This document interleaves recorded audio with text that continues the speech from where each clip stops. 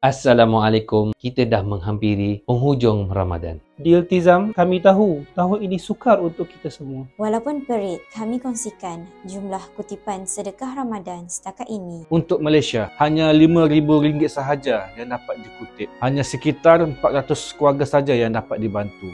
Kutipan untuk Myanmar dan Bangladesh hanya berjumlah RM370 sahaja. Dengan jumlah ini hanya dapat menampung keperluan bantuan untuk 2 buah keluarga. Kutipan untuk Kemboja hanyalah RM200 yang mampu memberi makan untuk 2 buah keluarga sahaja.